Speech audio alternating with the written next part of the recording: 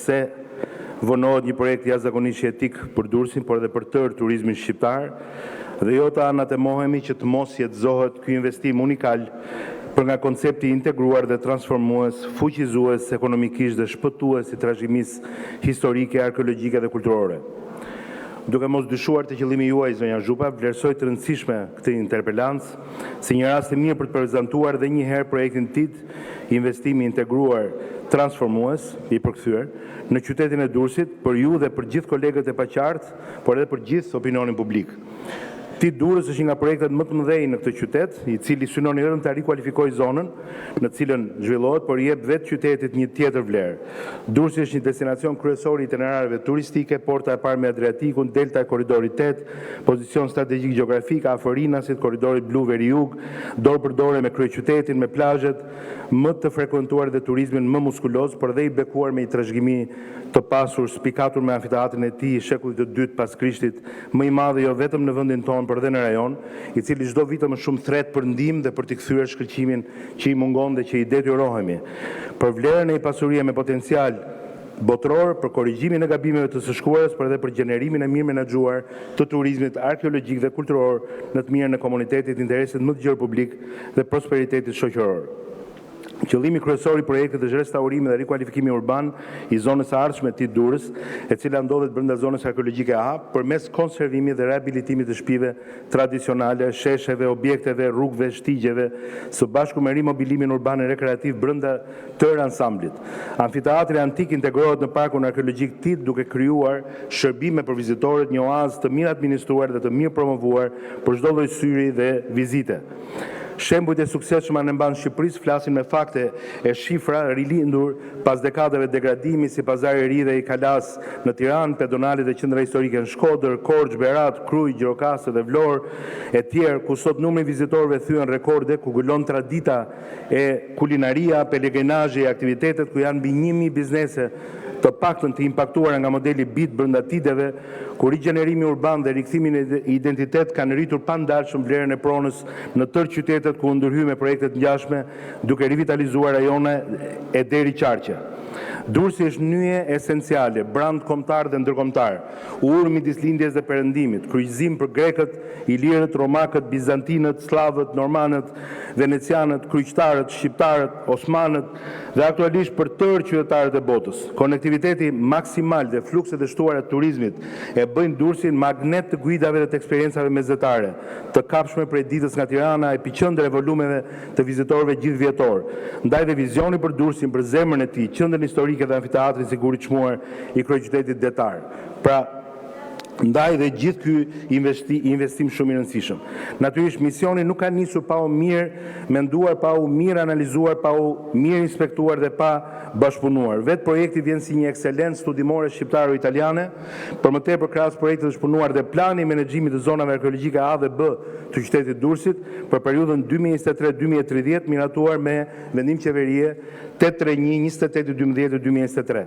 Asnjë hap a veprimi ndërmarr për çdo proces të ndjekur nuk është në kundërshtim me ligjet, madje aktorët e përfshirë kanë proceduar pas përditësimeve më të fundit të planit rregullues të qytetit, pas rezultateve të verifikimeve të bëra pas dëmtimit tërmetit të 26 nëntorit 2019, pasi është marrë në dorëzim inventari i objekteve klasifikuara monument kulture në zonën e projektit, pasi është marrë dhe inventari për gjetjet arkeologjike në zonën e projektit dhe pasi janë marrë planet e ardhshme për konservim dhe ndërhyrje mirëmbajtje në këto objekte. Ekipi ekspertëve ka identifikuar të gjithë potencialin arkeologjik dhe trashëgimisë kulturore që mund të shërbente si atraksion turistik në zonën e projektit. 55 pika me interes, përfshirë dhe pikat pa dukshme sot për shkak të ndërtimeve të bëra ndër vite, krahas objekteve kryesore natyrisht me interes të lartë, siç është amfiteatri, shtëpia Aleksandër Mojsiu, xhamia, hamami dhe muret rrethuese të Kalas, duke pasuruar ansamblin TID me tërheqje edhe më të fuqishme. Ky projekt synon në një riqendrëzim të zonës arkeologjike për ta bërë atë një motor të ri zhvillimi për gjithë qytetin, duke krijuar një park të madh arkeologjik urban. Projekti siguron rrugë dhe sheshe të organizuara, duke i kthyer bulevardet dhe rrugët tregtare në gjurmë historike për qarkullim të orientuar, konsum tregtar, turizëm. Për ndërtesat që qëndrojnë, parashikohen 5 lloje të ndryshme ndërhyrjesh. Ndërhyrje në ngjyra dhe zëvendësim 2 herë dritare, 27 objekte gjithsej, mirëmbajtje, zëvendësim 2 herë dritare dhe prishje e shtesave të papërshtatshme, 32 objekte gjithsej, riparim, suvatimi, ndërhyrje në ngjyra, zëvendësim 2 herë dritare dhe ndërtim i pjesëve degraduara, 5 objekte të tjera. Prishje dhe rindërtim i këtyre objekteve për shkak se duhet të rindërtohen nga e para 9 objekte, përforcim strukturor dhe restaurim 8 objekte, objekte që nuk ndryshojnë, monumente kulture ose objekte të restauruara tashmë 34 objekte. Por për këto banesa janë ruajtur edhe kriteret të përcaktuara të veçanta si më poshtë. Kriteri kryesor është gjendja fizike dhe strukturore e tyre. Objektet dëmtuara nga tërmeti ndërkohë trajtohen paralel sipas planit të rindërtimit të qeverisë. Ndërtesat me shtesa të paautorizuara ose element të papërshtatshëm hiqen, ndërsa struktura kryesore riparohet dhe restaurohet. Pra hiqen shtesat dhe elementet e papërshtatshëm. Objektet historike dhe monumentet kulturore ruhen ose restaurohen profesionalisht. Shtesat pas viteve 90 hiqen për të zbuluar siluetën origjinale. Objektet otomane të gjitha 9 objekte ruhen ashtu siç kanë qenë në momentin e ndërtimit. Elementet italiane të viteve 30 janë 72 objekte rikthehen në format e tyre origjinale. Ky proces ka qenë transparent dhe profesional në tërë vimësinë e tij. Pa asnjë lidhje me aludimet për klientelizëm apo improvizime, ku diun, kanë dalë fjalë deri dhe për kursim apo palishmëri. Janë rreth $5 milion nga AADF në fazë prokurimi sot që flasim, që shkojnë për restaurimet e fasadave, konsolidimin e objekteve të prekura nga projekti, rindërtimin e disa prej tyre. Ndërsa qeveria përmes FSHS dhe Bashkia Durrës janë angazhuar për të siguruar vazhdimin e projektit në infrastrukturë në shumën e përafërt rreth $6 milion tjera me që filluam me dollar, me buxhet shteti apo donator tjerë. Do të zbatohen edhe planet e konservimit dhe gërmimet arkeologjike të amfiteatrit Romak nga Ministria e Turizmit, Kulturës dhe Sportit. Këtu mund të jap dhe shembuj nga këto që sapo ju thash, që puna pa marrë shumë kohë, puna është thjeshtësisht e ilustrueshme e ndryshimeve që do të bëhen në objekte të cilat edhe pse janë në gjendje mjaft të degraduar, është bërë maksimumi që të mbeten, të ruhen, të rindërtohen, të përforcohen dhe të restaurohen me të gjitha standardet më të mira të mundshme. Kjo është zona e amfiteatrit dhe këtu një pamje e projektit në përgjithësi, megjithatë këto do t'i ndajmë edhe me media për të kuptuar dhe të gjithë procesin, disa pjesa tjetër më mbrapa. Ndërhyrjet e kërkuara janë pjesë e zonës kufizuar nga muret antike romake, në veçanti duke përfshirë hyrjen në qytet nga një prej rrugëve kryesore, që është bulevardi Epidam, ose ndryshe quhet rruga tregtare. Projekti lidhet fort me kontekstin urban, foto që sapo ju tregova. Projekti lidhet fort me kontekstin urban dhe pozicionin nevralgjik me pikat e hyrjes së qytetit, tilla si porti, zonat kryesore të parkimit mjeteve dhe akseset këmbësorëve. Ndërhyrja përfshin nevojat për vizituar vende me interes monumental kulturor arkeologjik, të papërfshira akoma në shtigje të mirë shënuara dhe të mirë orientuara për turistët, pra që sot mungojnë, duke kombinuar dhe me zhvillimin e bizneseve në rrugën tregtare për ta kthyer gjithë zonën në interes të zgjeruar mikpritës, shërbimesh dhe qetësimi. Në projekt është propozuar një tip ndërhyrje në zonë që quhet ndryshe kirurgji urbane, që në thelb është kurimi maksimal i zonës nga ndërtime të papërshtatshme ose të rënuara, e kombinuar me rregullimet për kacjen në infrastrukturën shoqëruese dhe vlerësuar njëkohësisht edhe memorien, monumentet historike që ndodhen në teren. E thash kirurgji sepse një pacient në atë gjendje që është zona, përdorim të gjitha teknikat e mundshme për të shpëtuar dhe për të mbrojtur të gjitha organet e mundshme të këtij trupi të smur, duke bërë një ndërhyrje me një shënjesër shumë më të imët, në mënyrë që të ketë një impakt dhe një ndikim sa më të vogël në aspektin e interesave private. Nuk ka asnjë pandjeshmëri apo arrogancë mbi banorët dhe komunitetin. Objektivi i rikualifikimit do të ndiqet përmes ndërhyrjeve të stabilizimit urban, rimëkëmbjes ndërtesave, racionalizimin e zonave publike, ritrajtimin e rrugëve, ciklit këmbësorëve dhe parkingjeve. Për të ndjekur objektivat urbane, ndërtimore, arkeologjike, turistike dhe sociale, është studiuar një zgjidhje në lidhje me sistemin e ndërtesave, krijimin e një parku të madh arkeologjik dhe rekreativ, i cili jeton i tëri njëkohësisht si një ansambël, përmirësimin e urgjencave arkitektonike, një sistem të ri lëvizshmërie dhe rivlerësimi mjedisor. Të gjitha nderyrat synojnë shërimin e zonës dhe në thelb do të sjellin shumë më tepër turizëm dhe ekonomi.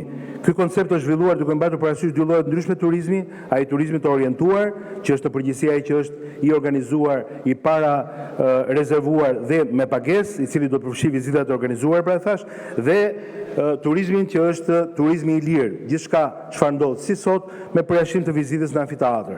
Pra do të jenë të lirë pjesa tjetër që vizitojnë të gjithë zonën, të frekuentojnë, të shijojnë, të ulen, të kenë shërbimet ndryshme, të zgjedhin hotelin e tyre, të zgjedhin lokalin e tyre atje, të kalojnë ditën, por njëkohësisht të konsumojnë edhe një pjesë të objekteve me rëndësi të trashëgimisë kulturore. Shkurtimisht në përgjigje të pyetjeve të interpelantëve atyre më frekuente, po vijoj duke u munduar të jem sa më shkurt, si do menaxhohet amfiteatri, si do ndikoj pozitivisht shkatrimi i shtëpive historike kulturore që në kohën otomane në këtë qytet, ku i keni marrë të modele suksesi. Ndërtesat historike kulturore ruhen, restaurohen që të gjitha për të ruajtur integritetin, asnjë objekt apo element fizik që mbart status apo vlera historike nuk do të humbet. Projekti bazohet në modelin e rikualifikimit urban dhe restaurimit të objekteve historike me referenca nga praktikat më të mira ndërkombëtare, ku ruhet trashëgimia e periudhave të ndryshme historike dhe ndërveprohet me trashëgiminë arkeologjike. Përsa i përket modeleve të suksesit, një BID brenda TIT sjell automatikisht 10 biznese të reja dhe hap qindra vende të reja pune me paga më cilësore, rrit vlerën e pronës, gjeneron krijimtari artistike, investime private, artizanat, si dhe rrit vizitueshmërinë. Plani i menaxhimit është hartuar në bashkëpunim dhe konsultim me aktorë të shumtë të interesuar, institucione qendrore lokale, komunitet lokal. Ndërkohë që të gjitha vendimet lidhur me projektin janë kolegjale, që nga fillim viti 2021. Mendoni sa ka zgjatur si proces. Po ju numëroj vetëm vendimet. Vendimi i parë në 8/6/2021 në Këshillin Kombëtar të Trashëgimisë Kulturore Materiale, më lini ta lexoj dhe juve pastaj mund të komentoni mbrapa. Ku vetëm në këtë vendim bëhet fjalë për planin që çdo objekt i evidentuar për prishje i cili nuk është parashikuar sipas PDYV-s së sipërcituar të plotësohet me një raport detajor duke specifikuar metodologjinë e tyre. Pra jo vetëm një kujdes për pjesën e historisë dhe trashëgimisë, por edhe aty ku ne do kemi ndryshje dhe shëmbje të pashmangshme, do të kemi gërmime të specializuara me ekspert, sepse nuk mund të gërmohet si në kushte normale. Vendimi 480 28/7/2021 prap KKTKM, vendimi 63/12/2021 prap KKTKM, vendimi 16/9/2022 prap KKTKM, vendimi i KKT-s që jep miratimin e lejë zhvillimit në 24/11/2021. VKM e 7/3/2023 për shpronësimet. Kemi VKM në 28/12/2023 për miratimin e planit menaxhimit të zonave arkeologjike A dhe B. Kemi vendim tjetër KKT-je për miratimin e lejë zhvillimit në 2/4/2024. Kemi VKM tjetër në 31/7/2025 për shpronësimin dhe vim ke pyetja tjetër, pse shpronësimet janë me vlerë jo sa është vlera reale e tregut? Pse ishit në nxitim kurse shpejti do dilte VKM e vlerësimit në janar 2026? Urgjenca e vetme e jona ka qenë ndjekja e projektit në afat dhe zbatimi i planit të veprimit të parashikuar në planin e menaxhimit. MTKS në këtë rast ka një rol koordinues.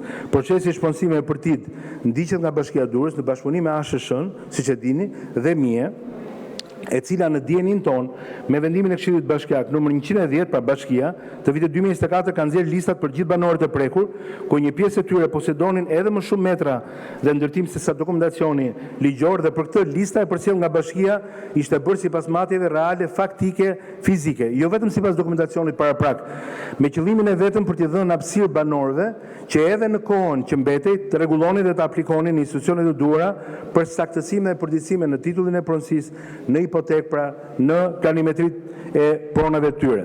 Pra Bashkia e ka dërguar që të gjitha edhe faktike për të bërë maksimumin që edhe kush rregullon dhe letrat të mund të shpërblehesh të më shumë.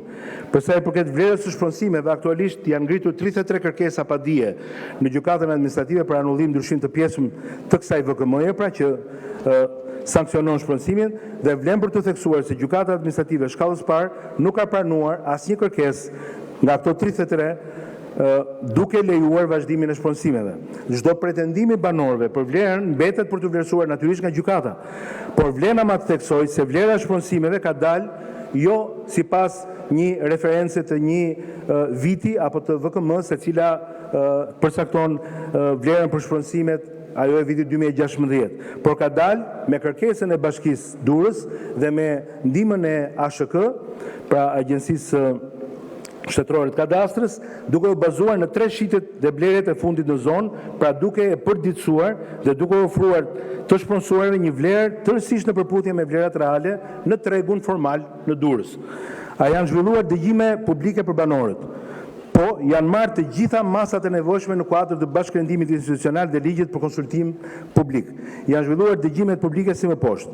Dëgjesa e parë në 7/12/2021, Qendra Kulturore Aleksandër Mosiu, pjesëmarrëse kryetare e Bashkisë, ministra e Kulturës së asaj kohe, përfaqësues të ADF-s, qytetar, grupe interesi.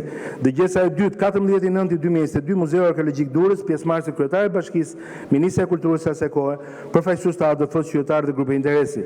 Prezantimi i projektit TIT 12/5/2023 brenda në amfiteatr, ka qenë prezent dhe kryeministri në prezantim, ku pjesëmarrësit kanë qenë kryetari e Bashkisë, Ministri e Kulturës së asaj kohe, po është një element i rëndësishëm, kur kryeministri ka marrë pjesë në këtë eveniment, edhe më i provueshëm.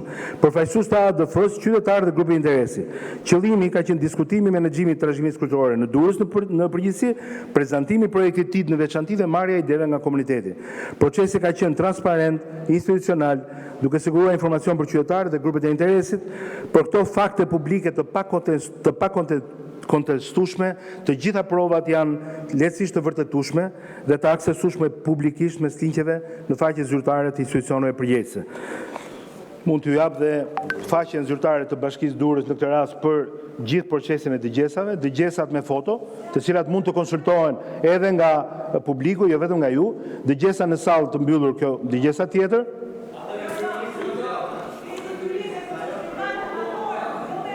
Ja ku jemi këtu në amfiteatër, biles ju them që unë nuk kam qenë në atë kohë, po më thonë që kanë qenë dhe banorët rreth rrotull. Tani, këto janë përsa i takon shkurtimisht për të qëndruar 20 minutit. Në të gjitha pyetjet që më keni çuar, për pyetje të tjera ose për diçka e fundit, treguat tu një mur otoman dhe një shtëpi që ishte përballë murit ose mbi mur. Po pra, tani, shtëpia me keqardhje që është mbi mur nuk do t'jetë më. Shtëpia që është mbi mur ose që ka lidhje me murin nuk do jetë më. Muri otoman është përcaktuar nga projekti. Muri otoman ruhet, mbrohet, rihetëzohet. Edhe një herë. Ne bashkë kemi një raport që është gjithmonë serioz. Muri, më pyetet, ju pastaj gjykojeni vetë se si ta mendoni. Muri jo vetëm që shpëtohet, lirohet, muri kthehet në i vizitueshëm dhe rihetëzohet, ndriçohet e tjerë dhe nuk e prek njeri murin otoman. Ndërsa sa i takon pallatit që thatë që prishet shtëpia e këtij, ikën dhe muri dhe bëhet një pallat i madh, nuk e di sa kate, ai është në zonën arkeologjike B. Nuk jemi fare në zonën arkeologjike A, për cilin jemi mbledhur që të flasim këtu. Është zona B, nuk është fare pjesë e projektit, apo nuk ka lidhje fare me zonën ku jemi. Ai mund të jetë, pallati mund të jetë afër, por nuk ka lidhje me zonën ku zhvillohet projekti. Respekt. Faleminderit. Faleminderit. Zonja Zhupa, në mbështetjen e 96.5 rregullores, mund të shpreheni lidhur me përgjigjen e ministrit deri në 15 minuta.